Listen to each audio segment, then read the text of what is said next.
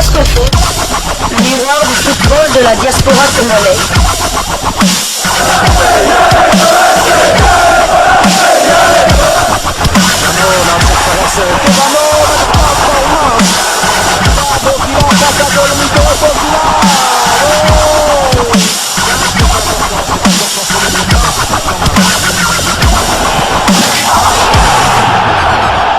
Diasco Foot, le miroir du football de la diaspora congolaise.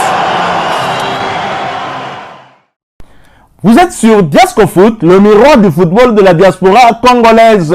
Diasco Foot vous dit bonjour, tout le plaisir est pour nous de vous retrouver, mais surtout de savoir que vous êtes nombreux en train de suivre votre chaîne YouTube dédiée uniquement aux footballeurs de la diaspora congolaise.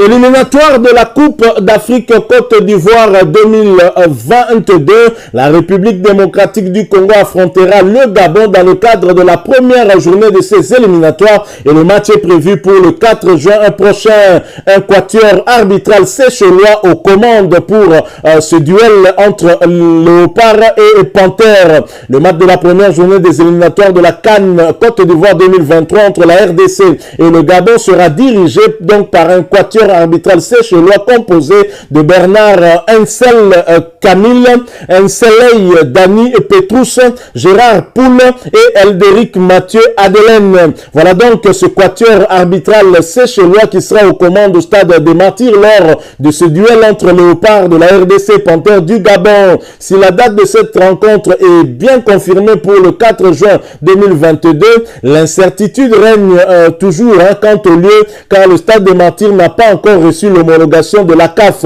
Pour rappel, il avait bénéficié d'une dérogation au mois de mars dernier. Vous vous rappelez d'ailleurs. Et qu'est-ce qui a été fait dans l'entretemps au niveau du ministère du Sport? Absolument rien du tout.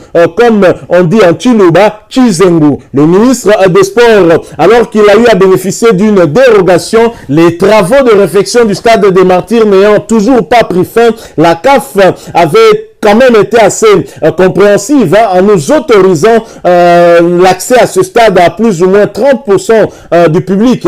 Sur la capacité totale de ce stade, il y avait au moins 25 000 qui devaient accéder au stade. Et ce stade est toujours en réflexion. Comment voulez-vous continuer à accueillir des matchs alors que le stade n'est toujours pas prêt pour justement de tels événements? Entre-temps, le gouvernement n'a rien fait. Visiblement, les travaux ne continuent pas, ou s'ils continuent, continue en tout cas à pas de tortille et ce n'est pas anormal. Et si nous risquons en tout cas d'aller peut-être jouer encore une fois du côté de Lubumbashi et se plaindre d'un manque d'organisation criant tel qu'on nous a habitués, je crois qu'à un certain moment il faudrait qu'on apprenne à être sérieux et c'est dans ces conditions qu'on voulait se qualifier pour aller en Coupe du Monde. Je crois que la République démocratique du Congo, et cela se confirme davantage tous les jours, a un problème d'hommes et même à la tête de ce ministère, la personne ou la personnalité qui est dans ce ministère ne rassure pas du tout. Ce n'est pas normal. La réfection d'un stade ne peut quand même pas prendre autant d'années qu'une construction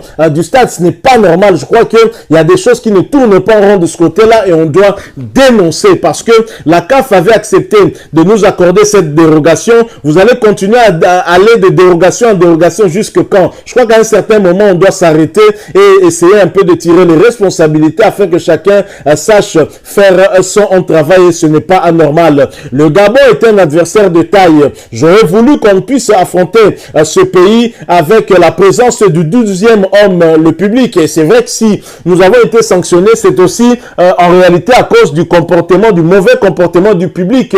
Mais il n'y a pas eu un encadrement des supporters dans ce stade. Il y a eu un désordre criant. Le numéro 1 de la police, qu'a-t-il fait pour assurer la sécurité dans le stade, la sécurité des joueurs, cette sécurité qui a été compromise le jour du match aller des barrages de la Coupe du Monde Qatar 2022, le 25 mars dernier contre les Lions de la classe du Maroc. On a vu des joueurs être victimes des jets de projectiles. Ce n'est pas normal. Et là, je crois que la responsabilité du numéro 1 de la police ville-province de Kinshasa, puisqu'il était présent dans le stade, est engagée très clairement. Je crois que on n'a pas à chercher le responsable ailleurs. C'est bien le numéro 1 de la police ville-province de Kinshasa qui n'a pas été à la hauteur de cette tâche-là. Et bien sûr, au-dessus de lui, nous avons des responsables aussi bien administratifs et même le ministre des Sports qui n'a pas assuré une très bonne organisation. C'est quand même triste. En tous les cas, le quatuor arbitral séchellois sera aux commandes. Quant au lieu, on attendra pour savoir si la CAF va encore nous accorder une énième dérogation. Alors nous poursuivons avec ces quelques informations puisque nous parlons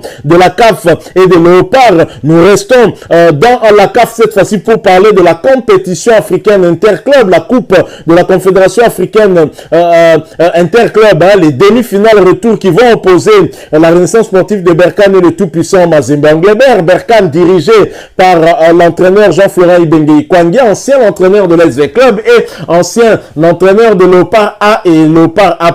Et cette équipe a dans son sein deux Congolais de la diaspora congolaise. Il s'agit de Rosen Toussila, mais également de Shadrack Muzungu. Alors les 22 corbeaux du tout-puissant Mazembe à l'assaut de Berkane sont connus. Et c'est loin, bien sûr, de leur base que les corbeaux du tout-puissant Mazembe devront aller chercher une place en finale de la Coupe de la CAF après leur courte victoire 1-0 dans son jardin de Kamalondo le dimanche dernier face à la Renaissance sportive de Berkane de Jean-Florent Ibenge Ikwangue, Rosen Toussila ainsi que Shadrack Muzungu. Les hommes du français Franck Dumas se déplaceront ce jeudi direction le Maroc pour tenter de déboucher la voie pour la voie qui va mener vers le Nigeria où se jouera la finale de cette compétition. Le technicien français a fait appel à 22 joueurs pour ce voyage au royaume chérifien. Il s'agit d'Ibrahim Munkoro, Tandi Mwape, Issama Mpeko, Besson Oshaya, Philippe Kinzumbi, Mercedes Ngimbi, Adam Bosunzali, Kabaso Shongo, Kofi Kwame, Ngalamune Meboaz, Godé Masengo, Siadi Ibadio, Suleiman Chaibou, Zemanga Sose, Etienne Mayobo, Luzolo Sita, Ernest, Ntambo Magloire, Jefte Kitambala, John Bakata, le buteur du match aller qui a inscrit un Nzombo le soir comme aime à dire l'évêque Lubien, Glody Likonza, Patient Mwamba, et enfin, Kevin Mondeko. Du côté de la Renaissance sportive de Berkane, Jean-Florent Ibenge Ikwangue sera certainement sur le banc de cette équipe. Et dans son effectif, on pourra voir deux internationaux congolais, Rosen Toussila ainsi que Shadrack Muzungu. Bonne chance donc à toutes les deux équipes. D'autant que dans les deux équipes, nous avons des Congolais et très clairement que le meilleur gagne, même si le tout-puissant Mazembe reste un club congolais et son impact sur la cotation du football congolais sera nettement plus visible que si la Renaissance gagnait. Il n'y aura pas d'impact sur le football congolais, mais on pourrait compter quand même des Congolais qui seraient des médaillés aussi et qui pourraient gagner cette médaille d'or. Alors au niveau toujours de la CAF, la destination des villes pour les finales de la Champions League ou encore de la Coupe de la CAF crée une haute tension. Les villes qui vont accueillir les finales de la Ligue des Champions et de la Coupe de la Confédération sont connues depuis cette semaine. Pourtant, le choix pour la C1 n'est pas digéré, surtout au Caire en Égypte. Lundi, la CAF a annoncé que la finale de sa compétition majeure au niveau des clubs, la Ligue des Champions, va se disputer au Maroc.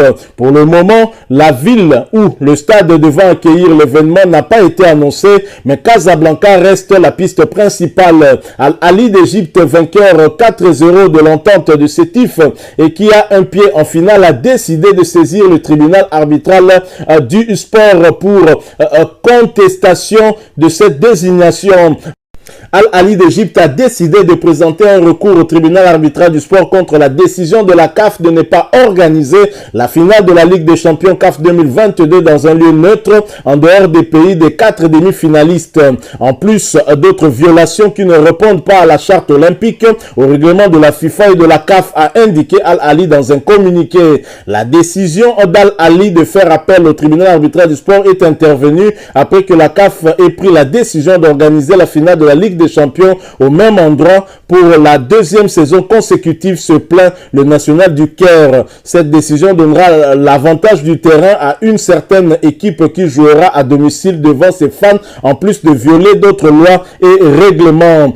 Là, Ali fait certainement allusion à Wydad de Casablanca. Les clubs et les observateurs du football africain reprochent à la CAF d'annoncer les villes hôtes à moins de 2 semaines de la finale. À la CAF, le comité d'organisation se défend que les deux choix de départ, le Stade du Sénégal et Mohamed V, la partie sénégalaise s'est retirée de la course, ne laissant plus de choix à la Confédération. En Coupe de la Confédération, c'est au Nigeria qu'ira la finale de la compétition. En cas de qualification après sa victoire 1-0 face à Berkane, le tout-puissant Mazembe Anglebert pourrait jouer au stade international Godswill Akpabio dans la ville d'Io le vendredi 20 mai 2022. Alors, selon des indiscrétions reçues par African Soccer Update, le président de la CAF, Patrice Motsepe, n'était pas au courant du choix du Maroc pour la finale de la compétition. Une enquête pourrait même être diligentée pour que les choses soient tirées au clair.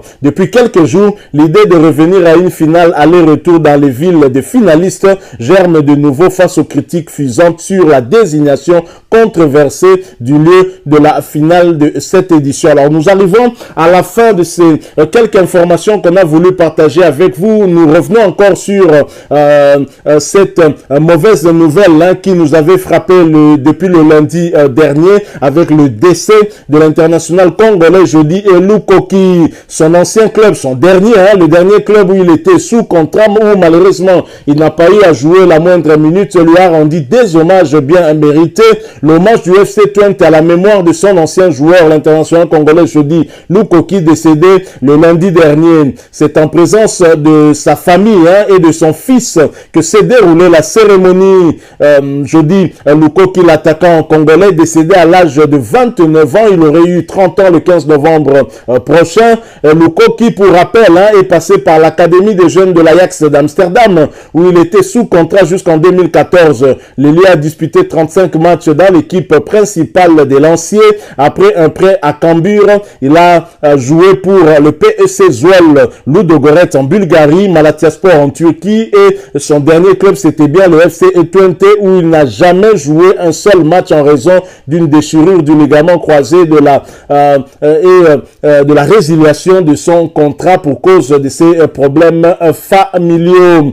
Twente et Elou Koki se sont séparés en février dernier après que le joueur de 29 ans ait été reconnu coupable d'avoir frappé sa petite amie. Le club et le joueur ont immédiatement entamé des discussions pour rompre le contrat qui courait jusqu'à mi-2023. Ce qui a été fait, le contrat a été rompu à l'amiable. Elou Koki a joué 3 matchs internationaux pour la République démocratique du Congo. Encore une fois, votre chaîne YouTube Diasco Foot, le miroir du football de la diaspora congolaise, réitère ses sincères condoléances à sa famille et nous souhaitons que son âme puisse se reposer à jamais en paix. Merci à vous qui nous avez suivis. Nous sommes arrivés à la fin de ce sujet. Si vous l'avez aimé, laissez-nous un maximum de j'aime. Merci de partager avec nous votre point de vue en nous les laissant à travers un commentaire. Abonnez-vous sur cette chaîne Diasco Foot et n'oubliez pas d'activer la petite cloche de notification en cliquant tout simplement sur celle que vous verrez apparaître lorsque vous serez abonné. Encore une fois, merci à vous, avec espoir de vous retrouver bientôt dans un autre sujet d'actualité. En attendant, portez-vous bien et Diasco Foot vous dit au revoir.